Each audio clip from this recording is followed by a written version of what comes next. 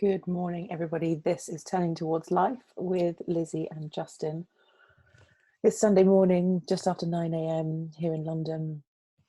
And we are delighted to be here this week, as we are every week. Every week I find myself, as we begin this kind of delight, little spiral of joy bubbling up in me that we are doing this. And this morning we have a poem by a friend, a very lovely friend, very special friend of me and Justin. And I'm so glad to be reading this.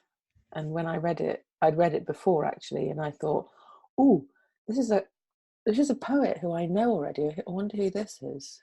And as I read, obviously I discovered that it was Nina, and just felt very grateful for her being a poet in the world, and to wanting just to really name that her poetry is something rather beautiful, and that how lucky we are that we get to bring this, and that it gets to generate one of our conversations, Justin. So thank you for choosing this.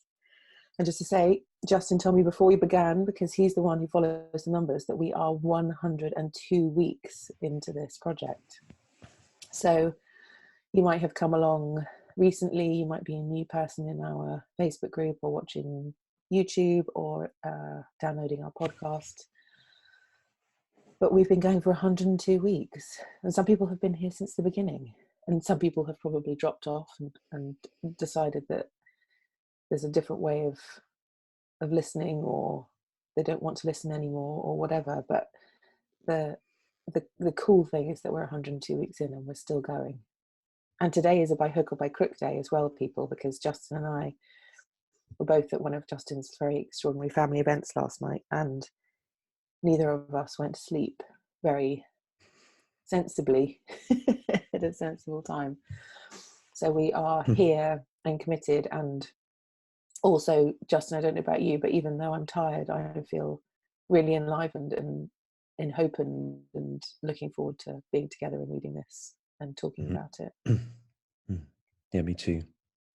I am tired, and there's no way. I think it's 5:09 in the morning, and I think because of this celebration last night, it was a big family celebration for my family, that I was up until, I think I was saying to you, about 2 a.m, Lizzie, which is far beyond when I'm normally up. And with a 2 a.m. finish, there's no way I would be up and doing something at 9 o'clock on a Sunday morning, were it not for having a practice like this. Yeah. And I keep on learning about practice in this way, that getting up, being here, being in, really brings about so much. I feel glad and alive, and also hopeful being here. And I'd probably still be trying to get back to sleep after being woken up by the traffic or the sun or something like that, thinking, oh, I need more sleep. But here I am actually awake, really, really delighted. So I also want to add my welcome, of course, as we do every week, to everyone. And I wanted to just read something that's not our source, but it's also by way of request, because since we turned Turning into Life also into a podcast, which people can listen to audio only later, first thing is, if you're on the podcast with us, you may not know that you can see us if you want. You may not yet know what we look like talking to one another. So the videos of all of our conversations are always on turningtowards.life, our website, and also we do this on Facebook. Lots of people are watching us now on Facebook as we do this and joining in with the comments. But one of the very sweet things about the podcast, particularly on the Apple podcast platform, is you can leave reviews. And if you do leave reviews, if you do like this work and you want to help spread it, a lovely thing to do is to go there and write something and give us some stars. And it's not anything other than, for us, is a way of spreading the work. But I wanted to read something that somebody wrote a couple of weeks ago, which was so beautiful. I don't know who this is, so thank you if you wrote this. Turning towards life, full of what if, how might it be, is it possible? Turning towards life is a 30-minute kaleidoscope on inspirational and renewing sources, helping me to appreciate new ways of seeing and being. It's such a gift to be able to listen to Lizzie and Justin on my morning commute, and is the oasis that brings me back to myself. Thank you both. Oh my goodness. That's sweet. So thank you really to whoever wrote that. And if you do feel moved in places where you can leave something like that so that others can find us, we'd be really grateful. It's lovely to be able to feel this work slowly spreading its way out into the world. That's lovely. So here is this source. So, oh gosh, what a joy to bring something written by someone as dear to us as Nina is, and who, as Lizzie said, is also establishing an identity in the world as a poet, as well as having been a poet for a long time secretly. So we can play a part. Nina, I know that you're with us in bringing your words to a wider audience, but I'm clicking on them so I can read them, and strange things are happening here on my screen. But of course, we've chosen this also because it's brilliant and beautiful for the purposes of turning towards life. So you can find the source on our Facebook group. You can find it later on, if you're listening to a recording later, on our website, which we always link through to on the podcast episodes too. And it's called Note to Self. Never give up comes the well-meaning, merciless cry. Never stop improving, believing, working, achieving. Never stop striving, competing, accumulating, consuming. Never mind that you're exhausted, bloated, bemused. Just don't give up. But what if we did just give up? Let's give up comparison. It's a loser's game anyway. Let's give up looking good and do some good looking instead. Let's give up hoping. Just the passive, come save me kind, I mean. Let's give up looking for a savior and keep faith with each other for a change. Let's give up efforting, but keep engaging for sure. Let's give up playing safe and try playing in the safety. Let's give up our craving for meaning, then gasp with delight when it taps us on the shoulder.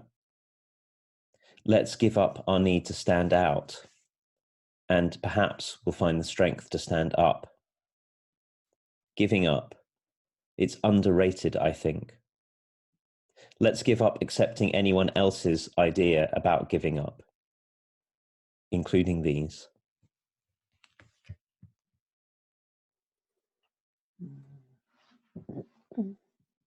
So I'm going to read this again, and if you're listening in a comfortable spot, take a second just to adjust yourself or relax even a little bit more to let this sink really deeply in as I read. Maybe even close your eyes. Never give up comes the well-meaning, merciless cry. Never stop improving, believing, working, achieving. Never stop striving, competing, accumulating, consuming. Never mind that you're exhausted, bloated, bemused. Just don't give up. But what if we did just give up? Let's give up comparison. It's a loser's game anyway. Let's give up looking good and do some good looking instead. Let's give up hoping. Just the passive, come save me kind, I mean. Let's give up looking for a saviour and keep faith with each other for a change. Let's give up efforting, but keep engaging for sure. Let's give up playing safe and try playing in the safety. Let's give up our craving for meaning, then gasp with delight when it taps us on the shoulder. Let's give up our need to stand out, and perhaps we'll find the strength to stand up. Giving up, it's underrated, I think. Let's give up accepting anyone else's ideas about giving up, including these. Yesterday, Lizzie, we were setting up for this big celebration, and I was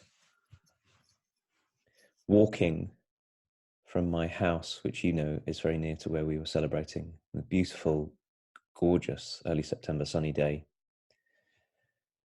And there was a very elderly man making his way down the main road, going very, very, very slowly because that was all he could do. And I watched him for a little while and watched him take his time, and also to really look at what was around him. And I wondered for a little while what it would be like to live in a body which only let you move at a very, very, very, very slow pace. And all around, everything was rushing. There were cars rushing, and there were people rushing, and there was so much movement. And the reason I'm saying all of this in response to Nina's poem was it struck me in that moment how much of the whole way in which we come at life, if we've grown up in the time and place that many of us, certainly I've grown up, is to have been handed an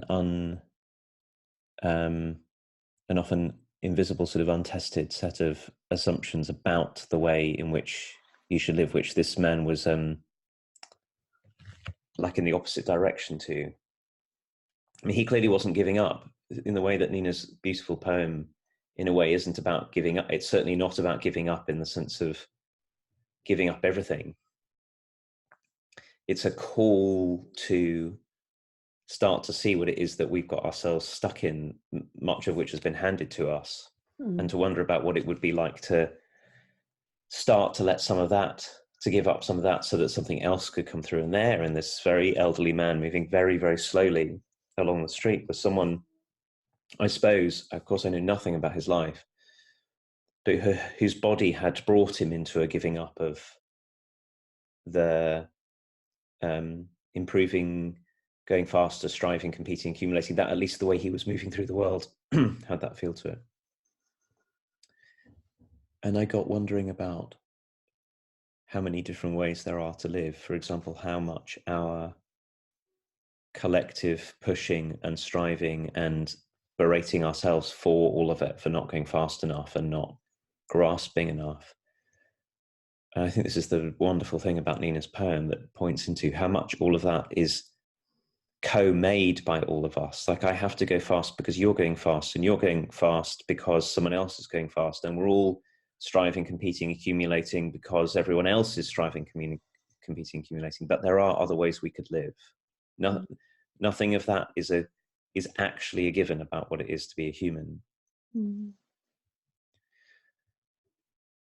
So very moved by the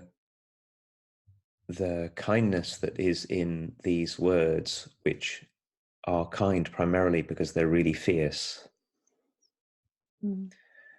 And that sometimes the kind of kindness that we need for ourselves that really helps is a voice that cuts through and says, hey, look at what you've got yourself caught in, that this is not the only way to be. It's interesting just talking about it with you, finding all of these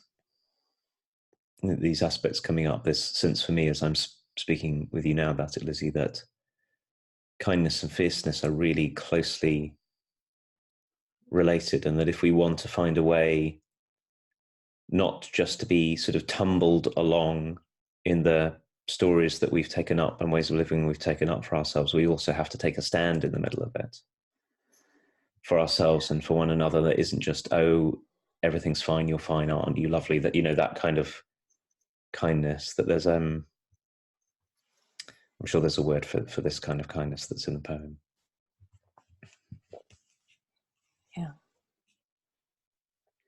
Yeah, I also feel the kindness of this, kindness to self. And I also feel an invitation here to deepening and to reflecting. And, you know, in our work, Justin, we talk about narrative and the story that we're living in and the kind of depth at which we live. And the improving, believing, working, achieving, striving, competing, accumulating, consuming it speaks to me of the kind of common cultural narrative collection of doing words that we're supposed to be up to in the world, that comes from this kind of soup of expectation that we're all living in. And then Nina's inviting us in my interpretation of this lovely poem, to drop deeper into a more personally contactful space and begin wondering about all of those things. And I feel like there's such a potent collection of themes of our egoic personalities, that the parts of us that are habitual, like we talk about a lot, so comparing ourselves, looking good, looking for somebody to save us, trying really hard, efforting, playing safe, asking what does anything mean, and the need to stand out, that those themes are here. And then Nina offers us a deepening that's not wholly unrelated to those things. Like it's a related way of being. Like it addresses the same question, but in a different way. So to give up efforting and engage, and the subtlety between those two things, it feels like the efforting is of a habitual, normal, culturally appropriate, if you like, way of being, and to engage has a depth to it that brings about a very different experience as myself, and creates a different experience for those around me as well. And it has my life look quite different to be engaging rather than efforting. So I really appreciate the very subtle and strong distinctions in two levels of depth, it feels to me. And I just appreciate the acknowledgement and the kindness of the parts of us, and kindness to the parts of us that are in the cultural soup, that haven't been able to make the distinction yet and feel hypnotized by the consumption or the striving or the comparison or the competing. That's really okay. Like, it doesn't say that those parts of us that there's anything wrong with them, but it's a quiet and kind acknowledgement that they're here, because they are for all of us. It's just we can't get away from that.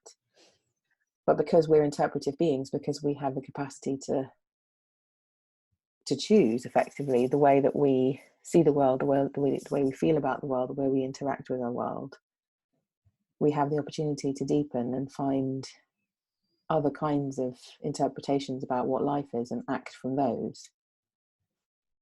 I just feel this is a really beautiful invitation into that inquiry of what it means to do that, and using language to point to these places in a very beautiful and powerful way that leaves me going, oh, so those things that are part of my habitual ways of being are one thing, and that they're okay. And there's also other ways of living that I might inquire into, and because somebody's writing about them and because they exist in this world of this poem, it's not like I'm going to fall apart and disintegrate if I didn't keep doing those things. Like, there's a world there. A world is being painted of the beyond the cultural narrative that I feel like I have to keep going in. And then I get really curious and go, oh, well, if there's a different way of being that is livable, doable, and how might that free me up? How might that be less unkind to myself? And how do I ask those questions? And I think that's the beauty of this piece of writing, is that with this great use of language, like bringing us threads of possibility of how to deepen and what to reflect on for the deepening to happen. One of the phrase that's coming to mind for me, Lizzie, as you've been saying all of that, is, oh, but I could never do that. And I've been wondering, as you've been talking about all the places where we find ourselves saying, maybe in words or maybe in a feeling, like a sort of contraction or a tuning out or a kind of despair, where we say about ourselves, oh, I could never do that. And that those are very often the places where we're coming up against the edge of our own way of making sense of the world so far. exactly what you were saying, the egoic part of this, where we think we take ourselves to be a particular way. Because I say it because I know it in myself in lots of ways. I mean, in lots of times, and of course, many of these still strike me, but where, I could actually, here's one of the places that I find it. I've started doing my best to design my time so that I have sufficient time for, we talked about this a few weeks ago, actually, Lizzie, for writing. We read something about spending some time writing. And so I've been organizing my time over the coming months after a break over the summer to be able to write every week. And I can feel the part of me that feels the truth and the necessity in doing that. And I can also feel the part of me that goes, oh, you could never do that. That somehow would be an abdication of my responsibility, or a way in which I wouldn't fit in, or a way I won't know myself. And the part that goes, I could never do that, gets quite active in, when another opportunity comes along, putting it into a writing day. Oh, I could give up a bit of my writing day, and then I sort of feel better about myself. But the only reason I feel better about myself is because I'm back in some kind of familiar interpretation of the world that I know that many other people share, and I won't have to be ashamed, and I won't have to be different. So the I could never do that moments for me are the places where I come to the edge of the boundary between these two different ways of looking and being that Nina's pointing into. And it leads me also into a realization that, yes, at one and the same time, there is a great big sort of cultural pressure. The sides of these that Nina invites us to consider giving up, I didn't just make up. They came with growing up in the UK in the late 20th century and all of that. And it's also the case that there's a very active way in which I keep them going. So I participate in the whole dance. And I think I might have said this a few weeks ago here. I don't know. I can't remember now, but I've been noticing recently how often my being afraid is something that I'm doing. In fact, this happened to me yesterday morning when we were in the midst of part of this big and very beautiful family situation. I moved from feeling very filled with love and joy of what was happening into feeling very afraid in the space of 2 or 3 seconds. And I felt afraid for a while. And then I remembered that my feeling afraid is something that I'm doing, which is for me is a revolutionary concept. Oh, I'm being afraid. And as I felt myself seeing that I was doing this, I was able to relax it and to come back into, this is beautiful, important place just to be here and to be attentive, to engage rather than effort, as Nina says. And although it's the simplest thing in the world to say, to actually start to see that I am a participant, an active participant in how my own inner and outer engagement in the world shows out. It's not just happening to me. And because of that, I can have agency in it. Starting with just how I relate on the inside before I even say anything to anyone or do anything, that I am way more powerful in that domain at giving up than I ever knew, is a giant revelation.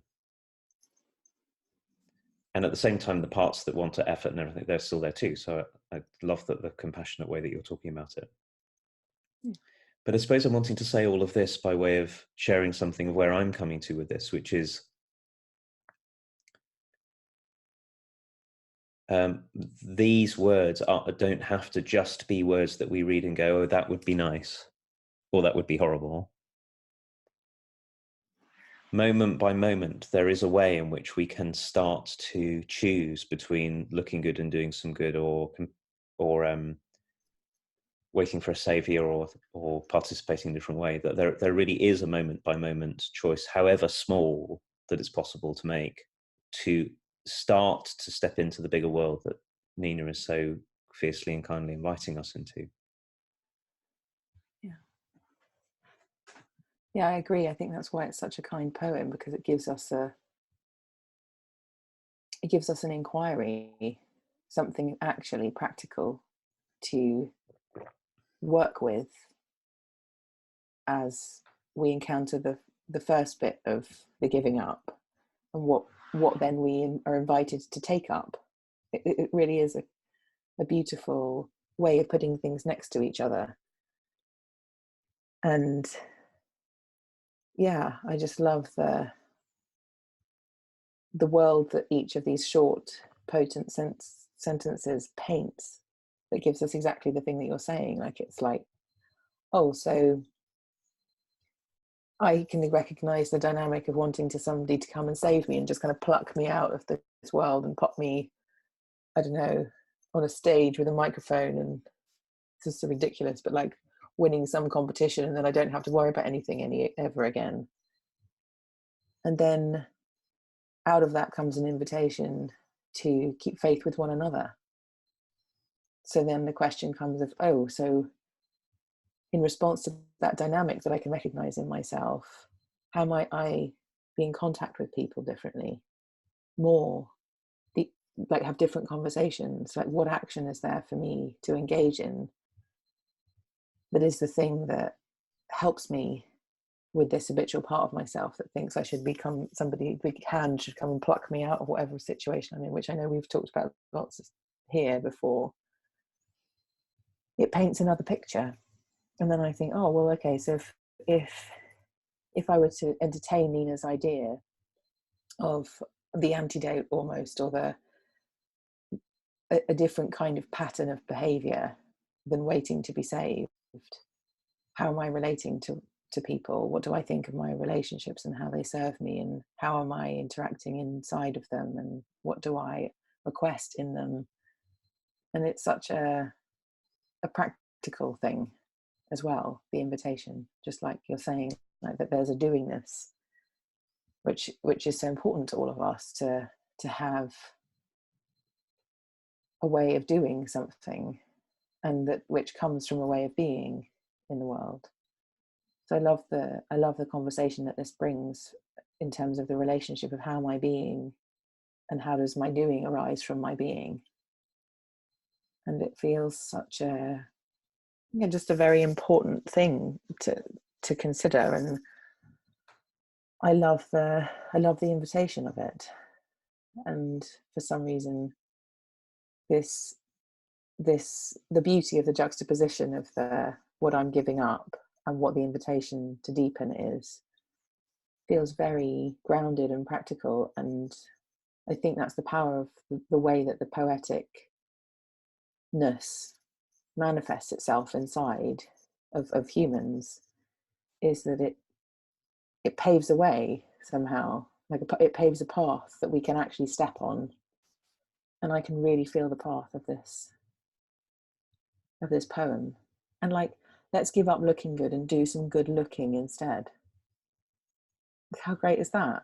So, you know, all my image management, all my, the way I want my life to be perceived by other people, the kind of person I am, and managing other people's image of me with all the things that I do.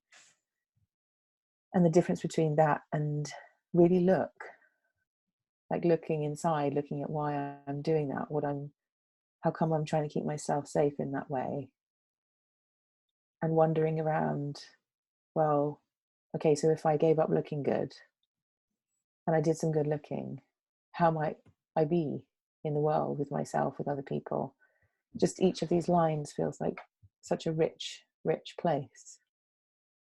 And inherent in each of the lines, if we do some good looking at each line, there is like a course of doingness that we could find in conversation. And I really feel like this is an invitation, and then the conversation with other people about this is so important, like we're doing now, because it kind of fleshes out what the path is. And there's some some flowers there, and there's some bushes, and I know what the paving is made of, and I can see the edging to keep me held on the path.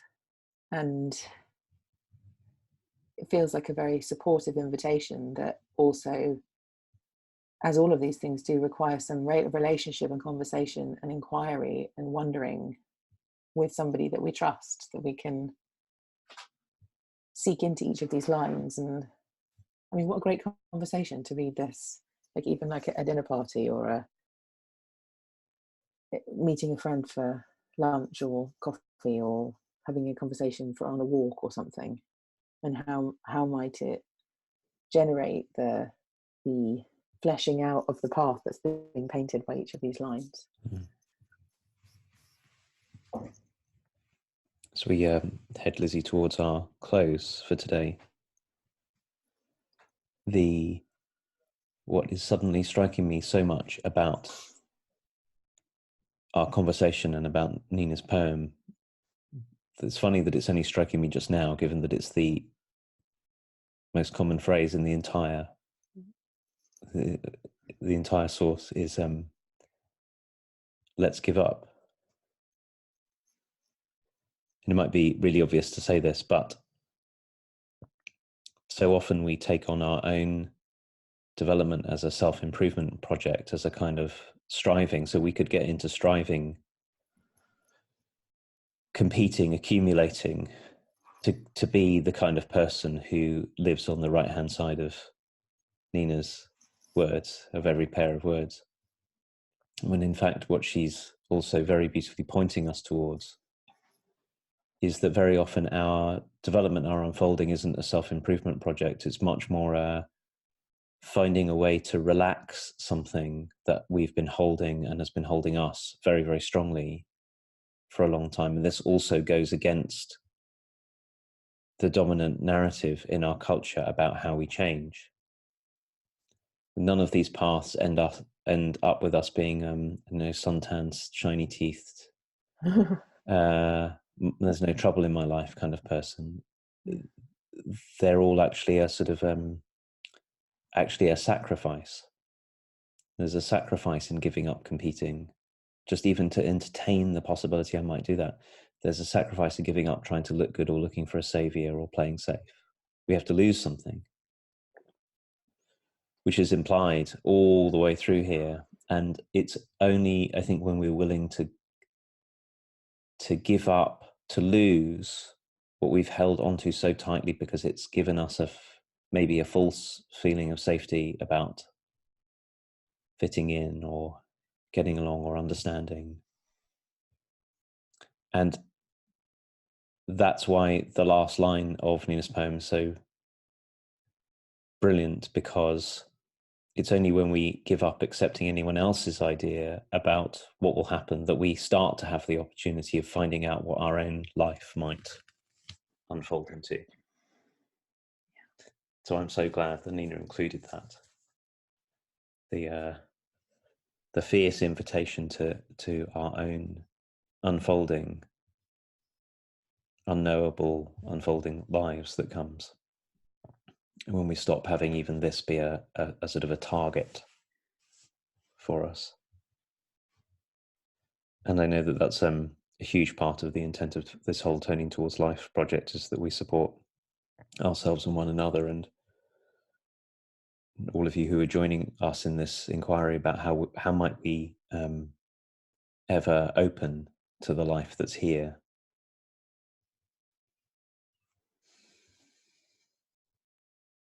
So I think we have to end, Lizzie. I think we've reached that time. Yeah. So I want to say thank you to everyone for being with us again for week 102. We are planning on being back for week 103. And if all goes well, in 2 weeks, it'll be another anniversary to celebrate, which will be our 2 years of doing this project. We can keep on making up reasons to get excited about, celebratory about doing this. Thank you, everybody, for being with us. Thank you, Nina, for this gorgeous poem. And we will see you next week. Bye.